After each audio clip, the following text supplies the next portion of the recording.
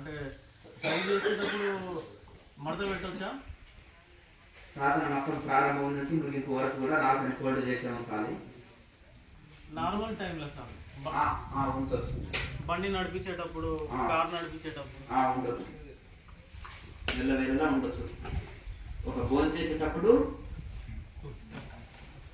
మాట్లాడేటప్పుడే నాలుగు పని ఉంటుంది, మిగతాప్పుడు ఎల్లవేళలో ఫోల్డ్ చేసుకొని ఉంచవచ్చు. దానికి కేచర్కి ప్రాక్టీస్ అవుతుంది. అలాగే కాళ్ళ వైపు వేసేటని నాలుగు ఎక్సర్సైజులు చెప్పినాం కదా, అవి చేస్తూ ఉంటే అవి చేస్తుంటారే ప్లస్ నాలుగు ఎప్పుడు ఫోల్డ్ చేసుకొని ఉండడం వలన నాలుక కేచర్ ప్రాక్టీస్ అవుతుంది, నాలుక పొడుగు అవుతుంది, కేచర్కి ప్రాక్టీస్ అవుతుంది.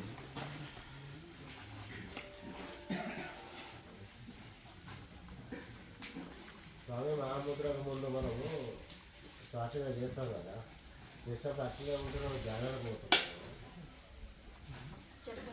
మనము చక్రస్మరణ చేస్తుంటే ధ్యానంలోకి వెళ్ళిపోతున్నారా? మీకు ప్రాణాయామ అభ్యాసం లేదు కదా, స్టార్టింగ్ నుంచి అభ్యాసం చేయగా చేయగా చేయగా మనం మళ్ళీ ప్రాణాయామం ఎట్లంటే అభ్యాసం కావాలి. ఒకవేళ మనసులు ఏమంటే ఇట్లా ఒక మత్తులో కూడా వెళ్ళిపోవచ్చు. అంటే ఇప్పుడు ఎవరైనా బాగా అలసిపోయినప్పుడు లేకపోతే భోజనం చేసింది జీర్ణం కానప్పుడు ఒకసారి అనుకోకుండా ఇట్లా తుదిపాటు వచ్చినా మళ్ళీ ఓహో ఇది మాయ నన్ను మోసం చేస్తుంది, నిద్ర వచ్చేస్తుందని మళ్ళీ వెంటనే ప్రాణాయామాలు చేసి నిద్రను పోగొట్టుకుంటారు. ఇక మనం ఏం తెలియని వాళ్ళు ఏమనుకుంటారంటే ఆ మత్తునే అబ్బో నాకు వాళ్ళు అంతసేపు క్రియ చేస్తున్నారు, నేనేంటి 5 క్రియలు చేసేవాడికి నాకు ధ్యానం వచ్చేసింది అంటే ఇక నేను గ్రేట్ అబ్బా అని అనుకుంటారు. కనుక అట్లా అది నిద్ర అనేది మోసం చేస్తుంది. మీరు అందుకనే నేను ఎప్పుడు చెప్పేది ఏంటంటే మన మహనీయులు మనకు అందించారు ఒక మార్గాన్ని, మనం ఏ టెక్నిక్ అన్నా వాడండి, బట్ నిద్ర మాత్రం పోకండి. ధ్యానంలో మీరు ఏ టెక్నిక్ వాడతారో, ధ్యానంలో జపం చేస్తారో కొంతమంది ఏంటంటే నేను ఒక్కసారి మాల ఒక రౌండ్ తిరిగే వరకే నాకు గట్టిగా ధ్యాన స్థితి కలుగుతుందండి. మీరేమన్నారు? మాల తిప్పడం ఆగిపోతే ధ్యాన స్థితి కలిగినట్టు, మాల కింద పడిపోతే ధ్యాన స్థితి ఆగిపోయినట్టు. నాకు ఒక రౌండ్ మాల తిరిగే వరకే మాల కింద పడిపోతుంది అంటే ఈయన మత్తులోకి వెళ్ళిపోతున్నాడు, అది దార వేస్తున్నారు కిందికి. అట్లా కాకుండా కొంతమంది 20 మాలలు తిప్పినా అలా తిప్పుతుంటాడు, ఆయనకి ఎందుకు ధ్యాన స్థితి కలగదు, నాకు మొదటి మాలకే ధ్యాన స్థితి ఎందుకు కలుగుతుంది అంటే కన్ఫ్యూజ్ కావద్దు ఇక్కడ. కనుక నిద్రకి ధ్యానానికి మనం తేడా తెలుసుకోవాలి. కనుక ఏ టెక్నిక్ అనమాట, కొంతమంది ఏం చేస్తారంటే జపం చేసి చేస్తూ చేస్తూ ధ్యాన స్థితి కలిగినాక జపాన్ని ఆపి ధ్యానం చేయండి అనేది పూర్వపద్ధతులు కొంతమంది చెప్పేవారు. కానీ పూర్వం నుంచి అయినా యోగాభ్యాసం తప్పకుండా ఉండేది, ధ్యానానికి ప్రాణాయామ అభ్యాసం ఉండేది. కనుక అలా కాకుండా ఏ టెక్నిక్ అన్నా వాడినా కానీ నిద్రలోకి జారపోవద్దు. ఎందుకంటే నిద్రలోకి జారకుంటే మనకు మరి ధ్యాన ఫలితం పొందలేము. నిద్ర వస్తే సుఖంగా హాయిగా శవాసనంలో బాడీని రిలాక్స్ ఉంచి పడుకోండి, హాయిగా పడుకోవాలి. మళ్ళీ లేచి అప్పుడు ధ్యానం ప్రారంభించాలి. ఒకవేళ నిద్ర బాగుంది, అలసిపోయినాము, ఇక మేము ధ్యానం చేయాలని ఉంది కానీ చేయలేకపోతున్నాం, ఎవరు కొట్టారు మనని, ఎవరేమి ఇది చేసేది కదా, హాయిగా శవం దాకా పడుకోండి. తెల్లవారుజామున 3 గంటలకే లేవండి రాత్రి, అప్పుడు కూర్చోండి. ఇక నిద్ర రాదు, ఆల్రెడీ మీరు నిద్ర పోయారు కదా. అట్లా కళ్ళు కడుక్కొని కాలకృత్యాలు నేర్చుకొని మంచి హాయిగా కళ్ళను కడుక్కొని వచ్చి కూర్చోండి, ప్రశాంతమైన ధ్యానం కుదురుతుంది. నిద్ర వచ్చేస్తే క్రియ చేస్తే నిద్ర రాదు. ఒకవేళ అలసిపోయినప్పుడు మనము తప్పని పరిస్థితి నిద్ర అనుకుంటే పడుకోండి, నష్టం ఏం లేదు. 1 అవర్ పడుకుంటే మనకు మళ్ళీ రాదు కదా నిద్ర. ఇప్పుడు సరే ఒక 1 అవర్ పడుకుంటే నిద్ర రాదు కదా. కానీ ఏంటంటే ఆ నిద్రనే ఒక స్పాట్లో నేను కూర్చోమైన 2 మినిట్స్లో నేను ధ్యానంలోకి వెళ్ళిపోతున్నా అని వీళ్ళకి తెలియదు. కానీ వాళ్ళకి చెప్పేవాళ్ళు కూడా అలా చెప్తారన్నమాట. అలా చెప్పినందుకు దాన్ని ధ్యానంగా ఊహించుకోండి. మీకేం ఆలోచనలు వస్తలేవు కదా, నిద్రలో ఆలోచనలు ఉండవు కదా, అంత మాత్రం నిద్ర ధ్యానం కాదు కదా. కోమాలు ఉన్నాయన సమాధిలో ఉన్నట కాదు కదా. అట్లా కనుక దానికి తేడా తెలుసుకోవాలి, భేదం తెలుసుకోవాలి మనం 1 by 1. అయితే ఈ విధంగా మనము కోమాలో కూడా మనసు ఏంటంటే అన్కాన్షియస్లో ఉంటుంది, మనసు ఆధీనంలో ఉండదు. కనుక అతనికి తినాలి, కాలకృత్యాలు తీర్చుకోవాలి, ఇవన్నీ తెలియదు. ఆ బెడ్ మీద అన్నీ జరిగిపోతుంటాయి. ప్రభాహారం లాంటివి ఇస్తుంటారు, తర్వాత మళ్ళీ ఆయనకి అంటే ఇప్పుడు ఒకవేళ కొన్ని అందరూ మలమూత్రాలు కూడా క్లీన్ చేసుకుంటారు, డ్రెస్సింగ్ చేస్తారు, శరీరాన్ని చక్కగా అక్కడనే అన్ని చూసుకుంటారు.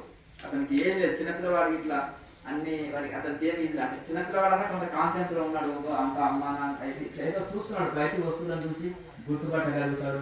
కొంత మాట్లాడలేదు, మాట రాదు కానీ కొంత ఇది ఉంటుంది. కానీ వీళ్ళు మైండ్ ఆధీనంలో ఉండదు, వీళ్ళకి కుమారు ఉన్నవాళ్ళు కనుక ఇది తేడా తెలుసుకోవాలి. రెండింటికి ఒక వాళ్ళు ఏం చేస్తారంటే, ఒకతను మా ఇంటికాడ ఒక పిచ్చివాడు పుట్టాడు వాళ్ళకి. అంటే మతి స్థిమితం లేనివాడు కదా, అవధూతానికి కాళ్ళు మొక్కిస్తున్నాడు ఆయన. అర్థమైందా? ఎందుకంటే నేను ధ్యానం చేస్తున్నాను, ఏ ధ్యానం చేస్తారని నిద్రపోయి ధ్యానం చేస్తాను. ఎవరు అమ్మగారు కనిపిస్తే మా ఇంటికాడ మా పిల్లవాడిని దర్శనం చేసుకొని పోండి, అతనికి ఏమి ప్రపంచమే ధ్యాస లేని స్థితి. అంటే ఆయన పిచ్చోడు పుడితే ఆ పిచ్చోడిని కూడా అవధూతం చేసేస్తున్నారు. తెలుస్తలేదు, అన్కాన్షియస్ మైండ్ ఆధీనంలో లేదు. అతనికి ఏమి తన పనులు తాను చేసుకోవాలి అంటే లేదు, ఏమీ ఇది లేదు. ఇంకా మైండ్ పని చేయకపోతే పిచ్చోడే కదా. ఎందుకంటే ఈ యొక్క వాటికి అందరు తెలుసుకోలేరు. దానికంటే దాని శాస్త్రాలన్నా అధ్యయనం చేయాలి, సాధన అనుభవం ఉండాలి, ఒక మహనీయుల సాంగత్యం అన్న లభించాలి. మనం ఎన్నో గ్రంథాలు చదివిన ఫలితం అక్కడ దొరుకుతుంది మనకు. ఆ గ్రంథాలని చదవవలసిన అవసరం మనకు ఉండదు. వాళ్ళు అది చదివి అనుభవంతో చెప్తారు కనుక దాన్ని ఫాలో అయితే సరిపోతుంది. కొంతమంది చదువు రాని వాళ్ళు ఉంటారు, మరి ఆ గ్రంథాలు ఎక్కడ చదవాలి వాళ్ళు? కనుక ఇక్కడ అన్ని రకాల వాళ్ళు వస్తున్నారు. చదువు రాని వాళ్ళ కాడ నుంచి మహా విద్యావంతులు, పెద్ద పెద్ద ఆఫీసర్లు, అన్ని రంగాల వాళ్ళు వస్తున్నారు. మరి దీంతో ఎందుకంటే మనం ప్రవచనాలు వినొచ్చు, చదువురాని వాళ్ళు అర్థం చేసుకొని గ్రహించి ఫాలో కావచ్చు అంతే. ఇంకేమైనా సందేహం ఉంటే అడిగి తెలుసుకొని ఫాలో కావచ్చు. ఇంకా గ్రంథాలు చదివిన ఫలితం మనకు ఇంకా దాన్ని సారమెల్ల తీసి 2 ముక్కల్లో చెప్పిన తర్వాత ఇంకా మనకు అది ఇది కదా, మనకు ఇంకా అంత శ్రమ ఉండదు. స్వామి, నేను 2 పూటలు సాధన చేస్తున్నాను, పొద్దున సాయంత్రం.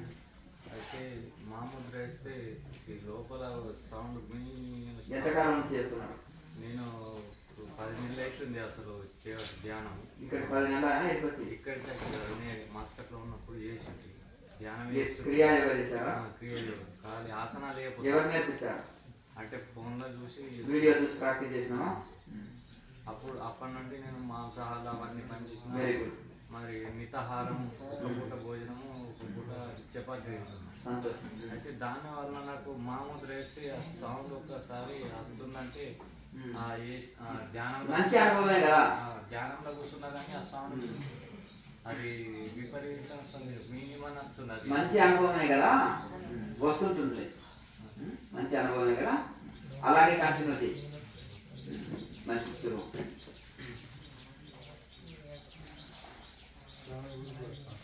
మంచిది. అందరికి టిఫిన్ రెడీ ఉంటే చేసి వెళ్ళండి. సంతోషం. అట్లా మీ స్వామి కూడా వచ్చాడు, 2 టైమ్స్ క్లాస్ చేశాడు, వచ్చాడు. సంతోషం. మీరు ఇస్తారా? మంచి టిఫిన్ చేసేయాలండి. చేయండి, కంటిన్యూ చేసుకోండి. తీసుకున్నట్టే దీన్నే దీక్ష అంటారు, దీన్నే ఉపదేశము, దీన్నే దీక్ష. అన్ని ఉపదేశం అన్నా దీక్ష అన్నా, ది అంటే ఇవ్వడం. మంచిదన్నా. ఏంటంటే క్రియాయోగ దీక్షలు అంటే దీక్ష ఎవరికి వాళ్ళు నాకు ఒక్కరికే స్వామీజీ ఉపదేశం ఇచ్చారు అని భావన చేయాలి. ఒక దగ్గరికి పోతే మంత్రమే చెప్పొచ్చు, ఒక దగ్గరికి పోతే యోగా నేర్పొచ్చు. కానీ ఇక్కడ యోగము, మంత్రము, జపము, విచారణ, తపస్సు, స్వాధ్యాయ, ఈశ్వర ప్రణామాన్ని క్రియాయోగ. ఇంట్లో ఇక్కడ జప సాధన ఉంది, ధ్యాన సాధన ఉంది, ప్రాణాయామాభ్యాసం ఉంది, విచారణ, సెల్ఫ్ ఎంక్వైరీ ఉంది. అన్ని కలిపి చేస్తేనే క్రియాయోగం అంటారు. ఏదో ప్రాణాయామం చేస్తేనే క్రియాయోగం అన్నారు. కనుక ఇది ఇక్కడ దీక్ష ఇవ్వడం, ఎవరి వాళ్ళు మేము దీక్ష తీసుకున్నాము, మేము పరంపరలో ఉన్నాము అనే భావన మరొకటి. ఆ విధంగా మీరు రెగ్యులర్గా కంటిన్యూ ఇంటికి వెళ్ళి సాధన చేసుకోండి, సరిపోతుంది. మంచి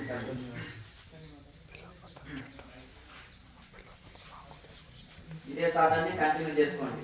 అందరు వెళ్ళే వాళ్ళ నుంచి టిఫిన్ చేసి వెళ్ళండి, రెడీగా ఉంది. పెట్టారా ఇక్కడ ఎవరైనా వెళ్ళే వాళ్ళు ఉంటే చేస్తారు, ఇక్కడ పెట్టండి. మరి తీసుకొచ్చి అక్కడ పెడితే వెళ్ళే వాళ్ళు చేసి వెళ్తారు కదా. నాడీ శుద్ధి చేసేటప్పుడు చాలా కాళ్ళు పెయిన్ వచ్చినప్పుడు మహాముద్ర వేసుకోవచ్చు.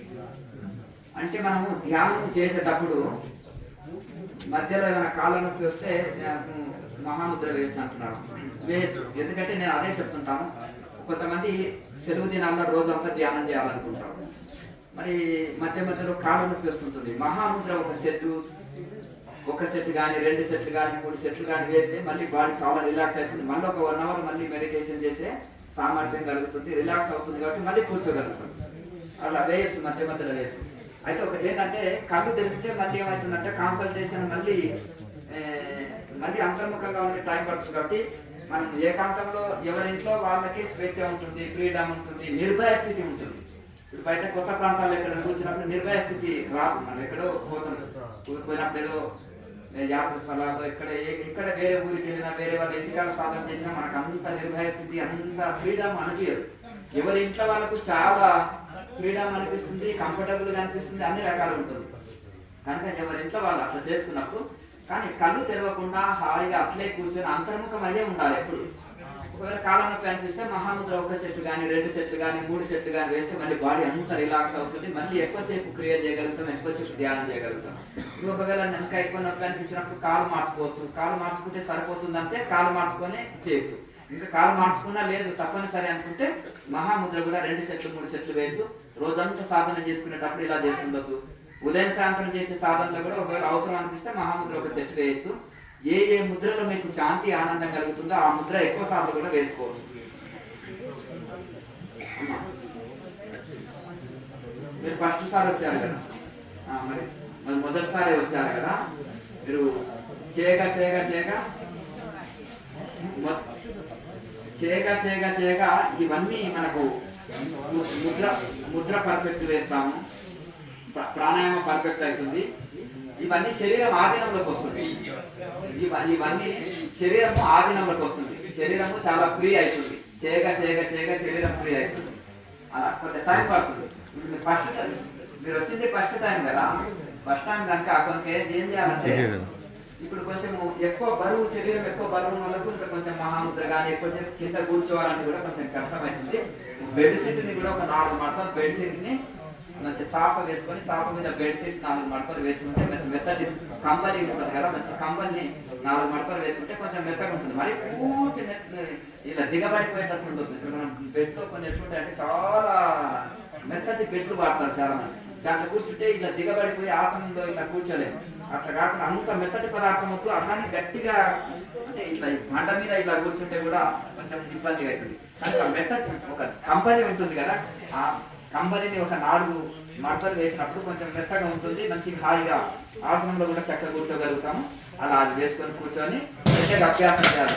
అంత ఇబ్బంది అనిపిస్తే పెద్ద కొంచెం హెవీ బాడీ ఉంటే కొంచెం కష్టం అనిపిస్తే మరి కాళ్ళు కూడా కాసుకొని కాసేపు కూర్చోండి, మళ్ళీ ఆసనం మార్చుకోండి. కానీ వంగి మాత్రం కూర్చోవచ్చు. కనుక మేరుదండం నిటారు పెట్టుకొని కూర్చోవాలి.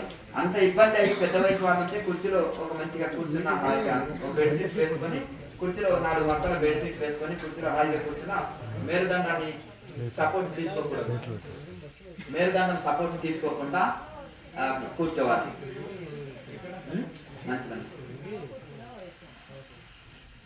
మంచి శుభం.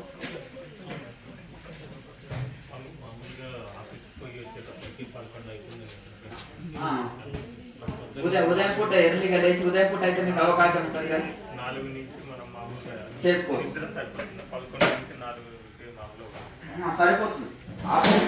ఆకలి మీద తగ్గిపోతుంది. అంటే సాధన చేసుకుంటే అంటే ఒకేసారి మనం ఒక 1 అవరే ప్రాక్టీస్ చేయండి స్టార్టింగ్ లో.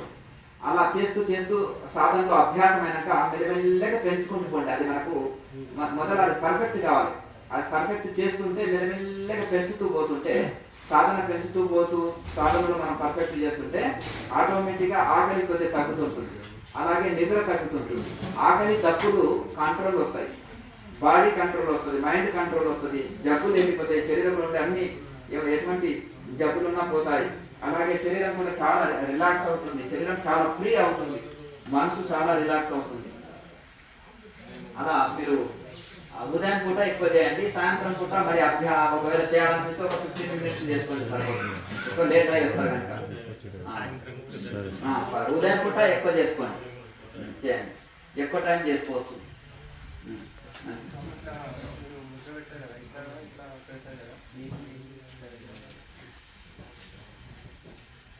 ఇలా ఉంటే ఇవి పంచ కర్మేంద్రియాలు, పంచ జ్ఞానేంద్రియాలు 5 కదా ఏకం చేసి కూర్చోవడం అంటారు. అర్థం కదా, జీవాత్మని పరమాత్మలో ఐక్యం చేసి కూర్చోమంటారు. ఈ 3 గుణాలే సంసారం. సంసారం అంటే భార్య పిల్లలు కాదు, ఆఫీస్ కాదు. అర్థం కదా, ఈ 3 గుణాలు, ఇది తమ గుణం చిన్నగా ఉంది, రజోగుణం కొద్దిగా పెద్దగా ఉంది, సత్వగుణం ఇంకా కాస్త పెద్దగా ఉంది. అయినప్పటికీ కూడా ఈ 3 సంసారమే. ఇది ఈ 3 గుణాలు దాటుకుంటే దేవుడు జీవుడు, జీవుడు జీవుడు దేవుడితో కలుస్తాడు. అటువంటి ఈయన పరమాత్మ, ఈయన జీవాత్మ. ఇది ఎందుకు జీవాత్మ అయింది అంటే ఇది అహంకారం. ఒక వ్యక్తి ఇట్లా చూపిస్తాం కదా, చేతి పెట్టి ఇట్లా చూపిస్తాం కాబట్టి చూపుడు వేలు అనేది అహంకారం. ఎందుకంటే బొట్టు ఈ చేతితో పెట్టుకుందో లేకపోతే కొన్ని దాంట్లో మనం అంటున్నాం. కనుక ఇది జీవుడు అనేది నేను అనే అహంకారంతో ఉంటాడు. నేనంటే ఈ శరీరమే నేను, ఇవన్నీ నాదే అనే నేను నాదే అనే దాంట్లో ఉంటాడు. అంటే మరి శరీరం నేను అనుకుంటాడు, తర్వాత శరీర సంబంధాలన్నీ నాది అనుకుంటాడు. నేను ఉంటేనే కదా నాది, శరీరం ఉన్నప్పుడే కదా నాది అనేది ఉండడానికి. శరీరమే నేను కాదన్నప్పుడు నాది ఎక్కడ ఉంది? కనుక నేను నాది అనేది ఈ యొక్క మనసులో ఉత్పత్తి అవుతుంది. కనుక ఈ శరీరం అనే నేను ఉంటేనే నాది అనేది ఉంటుంది. కనుక మనసులో నేను లేదు నాది లేదు అనేది విచారంతో మనం తొలగించుకోవచ్చు. అయితే కనుక ఈ యొక్క జీవాత్మని పరమాత్మను ఐక్యం చేయడం అనేది ఇది చిరుముద్ర రహస్యం, చిరుముద్ర అంటారు. అట్లా ఒక్కొక్క ముద్రకు ఒక్కొక్కటి ఏర్పాట్లు చేశారు. ఇప్పుడు మనము కొంతమంది ఇలా పెట్టుకున్నాం అనుకో, ఇది అని కొంచెం లాగినట్టు అనుకోవచ్చు, ఎక్కువసేపు ఉంటే ఇలా పెట్టుకుంటే సుఖంగా కదా, ఇదేమి ఇబ్బంది లేదు కదా. ఇట్లా కూర్చుంటే 2 చేతులు జతపరుచుకొని హాయిగా కూర్చున్నాం అనుకోండి, ఏమి శ్రమ లేదు, ఇది ఈజీ పద్ధతి. రామకృష్ణ పరమహంస చూడండి ఇట్లా కూర్చుంటారు, మలయాళ స్వామి ఫోటోలు చూడండి కదా.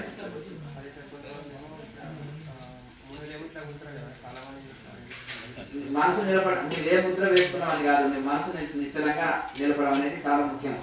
మనసుని మనిషి నిద్రలోకి జారుకున్నాడు అనుకో, ఏ ముద్ర వేస్తే లాభం ఏముంటుంది? ఏ ముద్ర వేసినా లాభం లేదు. మనసు నిలబడలేదు అనుకో, ఏ ముద్ర వేస్తే లాభం ఏముంటుంది? లాభం లేదు కదా. కనుక ఈ విధంగా కొంతమంది ఇలా కూర్చుంటారు, కొంతమంది ఇలా పెట్టుకుంటారు. మీకు ఎలా నచ్చితే అలా పెట్టుకో, చేతులు ఎలా పెట్టుకున్నాము కానీ మనసు మాత్రం నిలకడ పెట్టుకో అంటున్నాను. ఇక్కడ చెప్పేది మనం మనసు నిలకడ పెట్టుకోండి.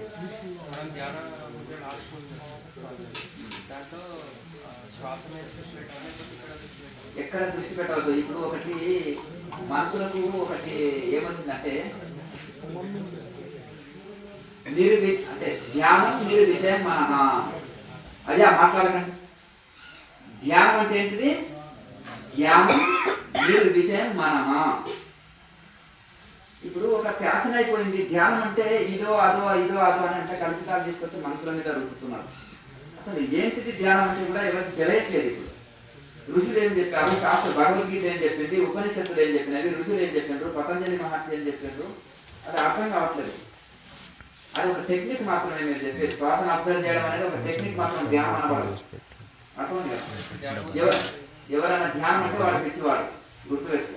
శ్వాసను అబ్జర్వ్ చేస్తే ధ్యానం అంటే వాడు పిచ్చివాడు, మెంటల్ వాడు. అర్థం కదా. ధ్యానం అంటే ఏంటిది? మన ధ్యానం నిర్విషయం మన ఆలోచన రహిత స్థితిలో, మనసులో బయటి ప్రపంచిక ఆలోచన లేని స్థితి ధ్యానం అంటారు. అర్థమైంది కదా. కనుక ధ్యానం నిర్విషయం మనహ. కనుక అది స్థితి కానీ ఏదో ముక్కు మీద దృష్టి పెడితే ధ్యానము, తల మీద దృష్టి పెడుతునో లేకపోతే శ్వాస మీద పెడుతునో కాదు ధ్యానం అనబడదు. అది ఒక టెక్నిక్ అంటారు దాన్ని. అర్థం కదా. ఇక్కడ భగవద్గీతలో శ్వాసను అబ్జర్వ్ చేయమని చెప్తుందా? ఈ దరిద్రం ఎక్కడికి వచ్చింది? పర్సన్స్ నుంచి వచ్చింది. కనుక మరి ఆ దరిద్రం మనకెందుకు? భగవద్గీత భూమధ్యలో దృష్టి పెట్టి ధ్యానించు. త్రికూటంలో గంగా యమున సరస్వతి, ఇక్కడ మునుగవయ్య అంటున్నారు. గంగా యమున సరస్వతి, సరస్వతి నదిలో మునుగు, జ్ఞానం అనే గంగలో మునుగు. త్రికూటంలో దృష్టి పెట్టుకో. యోగి ఎట్లా దేహం వదులుతాడు, యోగి ఎట్లా ధ్యానం చేస్తాడు, ఏది రైట్ ధ్యానం, ఏది రైట్ మెడిటేషన్ అనేది ఉపనిషత్తులు చెప్తాను. అంతకంటే పెద్ద ఋషులు ఎవరైనా చెప్తే మేము కూడా వింటాం. అర్థమైంది కదా. గొప్ప గొప్ప మహర్షులు తపస్సు చేయబడి అంటే వాళ్ళ పేరు తగ్గించుకోవచ్చు, బ్రహ్మర్షి మహర్షి అని. అటువంటి కాళ్ళు కనీసం మఠం వేసుకొని కూడా వాడు కూడా చెప్పుకోవచ్చు గొప్పలు. అదే ఏమన్నా విశ్వామిత్రుడు తలసింధుడుగా 1,00,000 సంవత్సరాలు తపస్సు చేస్తే కూడా బ్రహ్మర్షి కాలేకపోయాడు. చివరికి చాలా కష్టతరంగా అయింది. కాలు వంగని వాడు కూడా బ్రహ్మర్షులు అయిపోతున్నారు. ఇప్పుడు కనీసం ఒక సిద్ధాసనంలో సక్క కూర్చొని రాని వాడు కూడా తగిలించుకోవచ్చు పేరు. అర్థమైందా? మనం అందరికి సర్టిఫికెట్లు ఇవ్వచ్చు ఒక 6 నెలలు ధ్యానం చేస్తే. శరీరం చూస్తే రోగాల పుట్ట, పేరుకు మాత్రం ఏదేదో పిచ్చి తగిలేసుకుంటారు. అర్థం కదా? వాళ్ళు ఏ తగిలేసుకుంటే మాకేం వచ్చే నష్టం లేదు. నష్టమా? కానీ భ్రష్టు పట్టిస్తున్నారు లోకం, అందరినీ పిచ్చోళ్ళని చేసేస్తున్నారు. ఈ అన్ని ఉంటే నిజంగానే ఇంత పెద్ద బిల్లులు వేసుకున్నారు, ఏదో సంథింగ్ ఉంది అని అనుకుంటారు.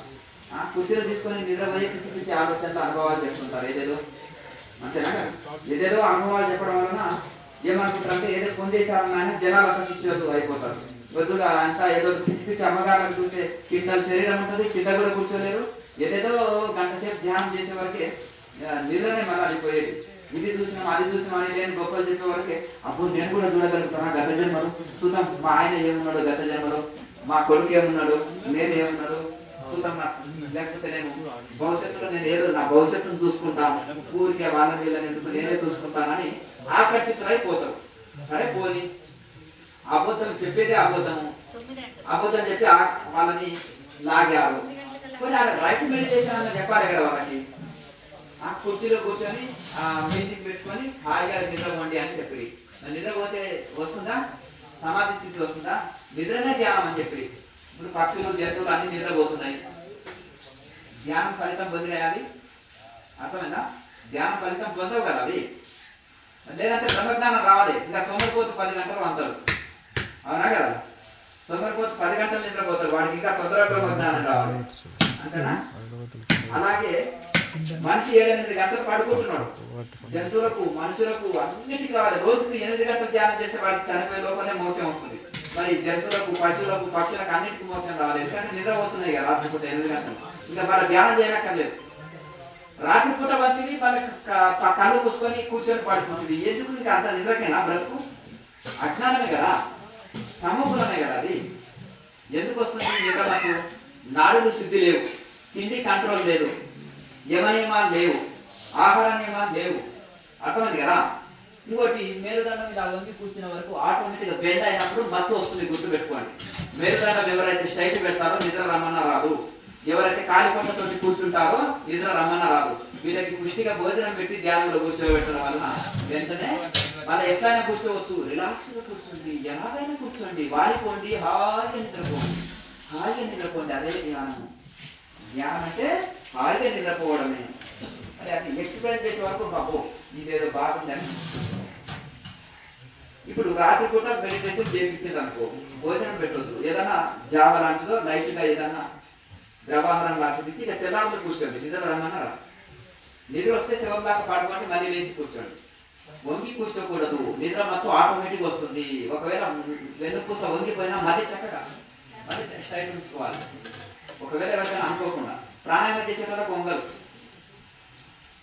మేరుదండం వజ్రకాయం అవుతుంది. దదిచి యొక్క ఋషి మేరుదండాన్ని మన ఇంద్రుడు దానం అడుగుతాడు, దాన్ని వజ్రాసనం చేస్తారు. అర్థమైంది కదా? ఆసనం చేసి వజ్రంతో సమానమైంది యోగి మేరుదండం. అర్థమైంది కదా? ఇప్పుడు 1 నిమిషానికే వికెట్ అవుట్, ఇంకా పడిపోతుంది. మేరుదండం బాణం దాకా వంగిపోతుంది. మత్తు రాదు. మనం సత్యం తెలుసుకోవాలి ఇక్కడ. కనుకనే ఎందుకు వంగిపోయినప్పుడు ఆటోమేటిక్గా మత్తు వస్తుంది. స్ట్రైట్ కూర్చుంటే అస్సలు మత్తు రాదు. మాకు ఇలా నొప్పి వస్తుందండి, మా సార్ చెప్పారు ఇలా నొప్పి వస్తుంది, బాధ పెట్టొద్దు, శరీరాన్ని సుఖ పెట్టాలన్నాడు. ధ్యానము భోగకారి అన్నారు మా సారు. యోగకారి. భోగం అంటే మంచిది తినడం, మంచిది చూడడం, దాన్ని భోగాలంటే ప్రాపంచికం. అర్థం కదా? ధ్యాన సుఖాన్ని తుచ్చమైన భోగా సుఖంతో పోలుస్తారా? అర్థమయ్యా? ఏమయ్యా? పంచభక్ష పరమాణాలు సద్యానంతో గుల్లిపోయిన అన్నంతో పోలుస్తారా? అమృతాన్ని జావతోటి పోలుస్తారా? లేదు కదా. కనుక ఆ విధంగా ఆ స్థితిని అందుకుంటే ఇది మాట్లాడాలి కదా. ఈ గాలి మాటలు అంటారు, ఇది రావన్నమాట. కనుక ఆ విధంగా దీన్ని మొత్తం ఆధ్యాత్మికం అంటేనే మిస్లీడింగ్ జరుగుతుంది, మిస్గైడ్ జరుగుతుంది. దాని గురించి ఏది తెలియని వాళ్ళు మాట్లాడుతున్నారు. అసలు ఒక మీరు ఎలాగైనా కూర్చోండి అంటే ఈ ఆకర్షితులు అవుతారు కదా టీవీలో పిచ్చి పిచ్చి మాటలు చెప్పడం వల్ల. అక్కడ వెళ్ళినాక ఏదేదో పొందుతామని పోయిండు, 2 సంవత్సరాలు వండి కూర్చున్నారు, తనంతా బరువయ్యి సూసైడ్ చేసుకుందాం అనే స్థితిలో కలిగిందంట అమ్మగారికి. నేను బెంగళూరు ఆమె చెప్పేది సూసైడ్ చేసుకుందాం అనే స్థితిలో అయిందట.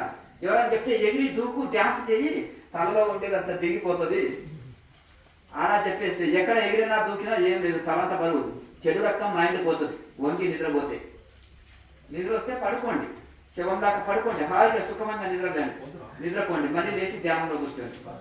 అలా వచ్చిన తర్వాత జస్ట్ మన వీడియోస్ చూసి ప్రాక్టీస్ చేస్తేనే నెల రోజుల్లో మహాముద్ర పర్ఫెక్ట్ చేస్తే నడువు నొప్పి వచ్చిందట మీకు. విపరీతమైన నడువు నొప్పి పోగొట్టుకున్నారు, అన్ని పోగొట్టుకుని కొంత నెల రోజులనే ఆమెకు గురి కుదిరింది. 10-20 మందిని వేసుకుని ఒక 5-6 మందిని వేసుకొని వచ్చేసింది ఇక్కడికి.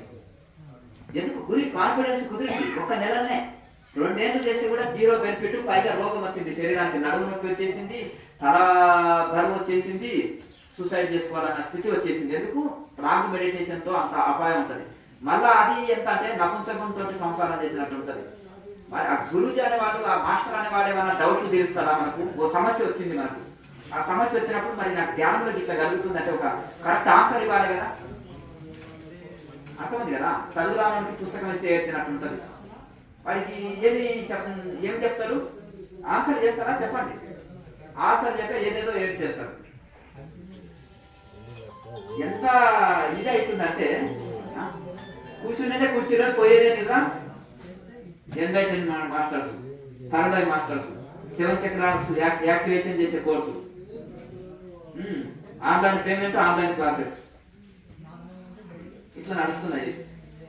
ఎవరు చెప్పేవాడికి మైండ్ లేదు, వినేవాళ్ళంటే పాపం ఏమి తెలియదు పాపం. అర్థమైంది కదా. అసలు ఆధ్యాత్మికం ఎటు పోతుందో తెలుస్తుంది. పోనీ వాళ్ళకి ఒక రైట్ మార్గం అని చూపించాలి కదా. వాళ్ళకు సందేహాలు వచ్చినాయి, సందేహాలు తీర్చగలగాలి కదా. సాధనలో రైట్ మార్గాన్ని చూపించగలగాలి కదా. అది లేకుండా ఒక రోజులో 1 అవర్ తెలుసుకో ధ్యానము, ప్రచారానికి దిగు గాయపడి అంతేనే కదా. దొంగ అంటే వాడికి కోపం వస్తుంది. దొంగగారంటే మీరు చాలా గ్రేట్ అండి అని చెప్పట్లు కొడితే వాడికి ఆనందం కలుగుతుంది. అంతేనా కదండి. కనుక ఇప్పుడు వాళ్ళు ఈ విధంగా కనుక ఎవరు వినకపోని మనం సత్యాన్ని చెప్పాలి, ఋషుల మార్గాన్ని ఉన్నది ఉన్నాడు చెప్పాలి, తప్పని తప్పనాలి, ఒప్పుని ఒప్పనాలి. అంతేనా కదండి. ఇంకా ఈ కోఆపరేషన్ చేస్తే విపరీత సంఖ్య పెరుగుతుంది. అటువంటి మిస్లీడింగ్ ఇస్తే, ఇంకా గాలి మాటలు చెప్తే, అబద్ధ ప్రచారాలు చేస్తే జనాలు నష్టపోతారు కదా. కనుక మాకు ఆశ లేదు, లోభం లేదు, మరి ఇంక అబద్ధం ఆడవలసిన కర్మ మాకేం పట్టింది? ఋషులు చెప్పిన మార్గాన్ని ఉన్నది ఉన్నట్టు చెప్పాలి. ఒక సన్యాసికి మా కర్తవ్యం ఋషులు చెప్పిన మార్గాన్ని చెప్పడం, ఋషులు చెప్పిన శాస్త్రాన్ని, ఋషులు చెప్పిన సాధనని ఉన్నది ఉన్నట్టుగా చెప్పడం. అంతే కదండి. ఒక టీచర్ జాబ్ ఎప్పుడు వస్తుంది? డాక్టర్ ఎప్పుడైతాడు, ఇంజనీర్ ఎప్పుడైతాడు? ఒక పీజీ పిహెచ్డీ చేస్తేనే కదా. ఒక రోజులో టీచర్ ఇంజనీర్ అవుతారా? కాదు కదా. మరి ఒక రోజులో ఈయన ధ్యానం మాస్టర్ అవుతారా? అర్థం కదా. అయ్యేటోడికి తెలివి ఉండాలి, చేసేటోడికి తెలివి ఉండాలి. అర్థం కదా. 5 ఏళ్ల పాపకు సంతానోత్పత్తి జరుగుతుందా? ఏమైనా ప్రాసెస్ ఉంటుంది కదా, టైం ఉంటుంది కదా. దానికి మామిడి చెట్టు కాయడానికి, పళ్ళు కావడానికి టైం పడుతుంది కదా. ఇది కూడా సాధనలో పరిపక్వత అయినప్పుడు ఆ స్థితిలో అవుతాడు, గురువుజీలు అవుతాడు, మాస్టర్ అవుతాడు. ఆ టైం పడుతుంది. ఒక రోజులో వంట మాస్టర్ అవుతారా? చెప్పండి. మొదటి రోజు వచ్చేసి ఇట్లా ఇట్లా చేయాలయ్యా అని ఒక 5 నిమిషాలు ఎక్స్ప్లెయిన్ చేసి ఇంక పోతే వంట మాస్టర్ చేయకు అంటే ఎంతమంది పొట్టలు చేయకపోవాలి. అంతేనా కదా. ఏమి తెలుస్తలేదు మనకు. అందరికి ఏం చేస్తాం అంటే ఎందుకు మరి ఇట్లా అంటే ఇప్పుడు సైన్స్లో, మ్యాథమెటిక్స్లో అందరికి నాలెడ్జ్ ఉంది, తప్పు చెప్తే ఒప్పుకోరు. స్పిరిచువాలిటీలో లేదు. స్కూల్లో ఒక సబ్జెక్ట్ ఉందా స్పిరిచువాలిటీ? కాలేజీలో ఉందా? ఇంటికాడ ఉందా? ఇంటికాడ చెప్తున్నారా? ఇంటికాడ చెప్పట్లేదు, కాలేజీలో లేదు, స్కూల్లో లేదు. ఒక స్పిరిచువల్ మాస్టర్ ఉండాలి, ఒక ఆధ్యాత్మిక గురువు కూడా ఉండి ఈ భగవద్గీత ఏంటిది, యోగా ఏంటిది, ధ్యానం ఏంటిది అంటే పిల్లవాడికి దేవుడు అంటే ఏంటిదో వాడికి తెలియదు. దేవుడు అంటే ఏంటంటే ఒరే గుడికి వెళ్ళిపోతున్నారు, రాయికి ముఖానికైనా అంటే వీడికి చెప్పడానికి ఆన్సర్ లేదు. వీడు సైలెంట్గా ఉండిపోతాడు. అంతే వీడు ఇంకేదైనా చేస్తుంటారు అనుకో, ఏదన్నా సైన్స్ రీజన్ చెప్తే వాళ్ళ ఫ్రెండ్స్ వాటిని ఏదైనా చేసినప్పుడు వీడు మానుకుంటాడు. అది బొట్టు పెట్టుకోవడము, గుడికి వెళ్ళడము, కొన్నిటిని పిల్లలు మానుకుంటున్నారు. ఎందుకంటే వాళ్ళ ఫ్రెండ్స్ ఏదైనా చేస్తుంటే ఆన్సర్ లేదు, సైంటిఫిక్ ఆన్సర్ చేస్తే వాళ్ళు కూడా దీన్ని ఫాలో అవుతారు. అందుకే